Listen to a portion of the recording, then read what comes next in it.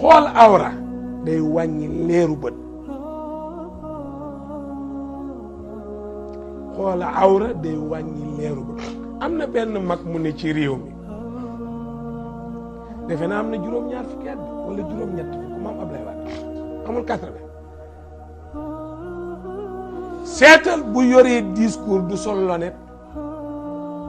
loolu jaaxal maam Ablaye Wade du sol ay weer bu dee jàng discours du sol lonet te du ko def nii pour mu ne nii mu ko tegee daal est-ce que dàqu la bët sax yow xam nga nit bul defee ne sàmm ndaw dafa aju ci benn parti yëpp nga war a aar sa loxo sa bët sa awra sa nopp sa làmmiñ sa bëñ sa tànk sa lépp da nga ko war a sàmm xoolal 80 ku ko am ékel te doo liir ba xool ba sol lonet ñi yow boo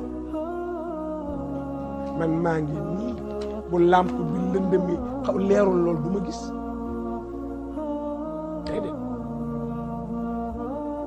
su ma néeg làmp bi ci kaw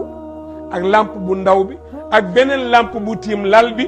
laay taal doog a xaw a mën a gis li ma bëgg yépp ci téere bi pour ma mën a jàng te mat na sëtam la wala sëtaat te moom am na 80 et quelque lu ko neex xoolee du sol dara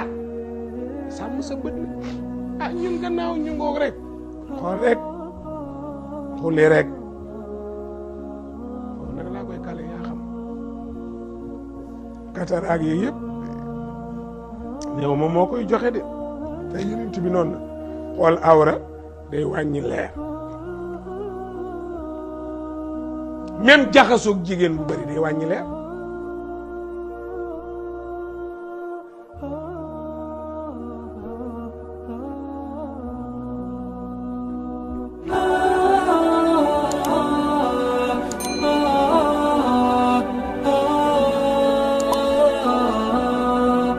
bul fàtte abonné bul fàtte abonné bul fàtte abonné bul fàtte abonné